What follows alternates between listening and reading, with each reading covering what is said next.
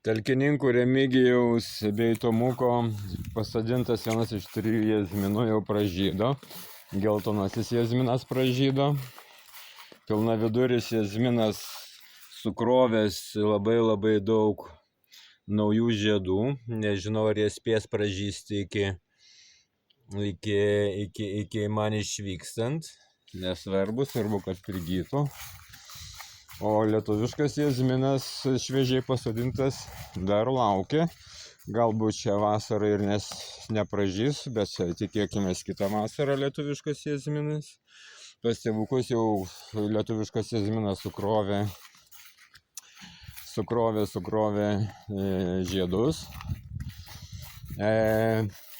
Filme Stigmata, labai geras filmas, yra frazė, dvi draugės kalbasi, tarpusavį bendrauja ir viena sako, ar jauti jazmino kvapą, ore tvyrant jazmino kvapą, nors jos buvo patalpoje didmiesčio. Tai esu vienąsyk pajautęs tą kvapą, būseną, kada tiesiog iš to tu pradedi jausti jazmino kvapą. Kiek tai yra susiję su sąmonės būsenos pasikeitimais, čia dar reikėtų biškutį pagal mokslinę praktiką reikia, kaip sakoma, pasižiūrėti, kaip ir kokiamis aplinkybėmis ta būsena kartojasi ir jauti tą kvapą. Labai įdomus dalykas, toj pusėje, va tenais yra vakarai. Tenais yra Palanga. Yra programėlės, kurios rodo, sakykime, praskrendančių lėktuvų pagal satelitą, iš satelito iš viršaus pusės.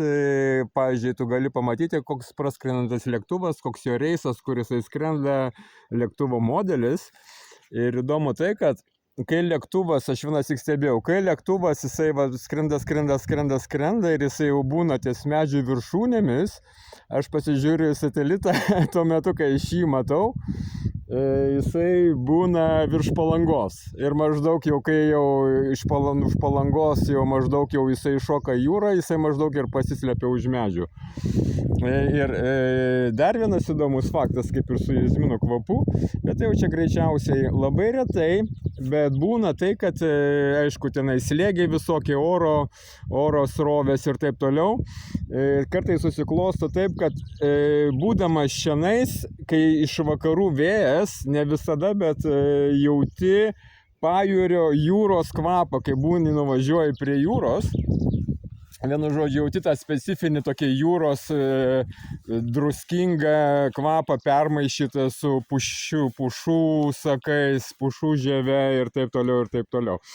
Tai matai, šiandien eidamas ryte keliuku pastebėjau kvapą, tai prasme, grinai kvapas pajūrio, lyg tai būtum prie pat jūros. Tai va, kaip įdomu, nuo čionais jūra 250 ar 200 kilometrų ir tau atpučia jūros kvapą. Tai reiškia, tau nereikia važiuoti prie jūros, o jūros kvapas ateina pas tave. Nu, aišku, kai ten dykumų visokie dulkės atneša iš Afrikos į Europą, Skandinaviją, tai aišku, čia 200 km yra vaikų žaidimas. Tai va, kokie įdomus pastebėjimai, kai jau pagaliau atostogų metu pusantro mėnesio paskutinėmis 3 dienomis tu nusprendžiai tinginiauti. Gerąja to žodžio prasme ilsėtis ir kai tu ilsėsi, sąmonės būsena pakyla, vat, ir pradedi pastebėti įvairius reiškinius, kurie susiję su gamta. Ko nepastebi, kai esi užsivertęs 100 darbų, užsiiminėjai šitą vis 30 veiklų ir nuo ryto iki vakaro valgai beleką, tada smegenys, sąmonė nukrenta žemyn, vienu žodžiu, kaip visą tai turi susiję grandininę reakciją. Ir kai tu turi malonės nusiraminti ir šitą daugiau pažvelgti į tolių, į horizontą, į medžių viršūnės, ir tada tu pajauti tikrą egzistencinį kaifą, susitapatina su sąmonės žmonijos evoliucija ir jauti, kad tu gyveni, o ne bėgi kaip skruzdėlė, ką daro dauguma, ir nepastebi, kaip vaikydamasi materialinių vertybių, mados, tampa sistemos vergais ir ta linkme juda ir mokina savo vaikus ir vaikai perima estafetę. Tai yra vienas iš priežasčių, dėl ko mes turime žmonijos šios planetos evoliucijoje niekad nesibaigiančius, visą laiką pasikartojančius karus, skurdą, nelygybės, vienų išnaudojimą, vienų kilimą, kitų kritimą. Ir tai yra nuostabu, kai tu tai suvoki aiškiai, blaiviai, be jokių nuoskaudų, prisirišimų, kažkokio gailesčio, pykčio. Tiesiog matai realius reiškinius. Ir tai yra malonė.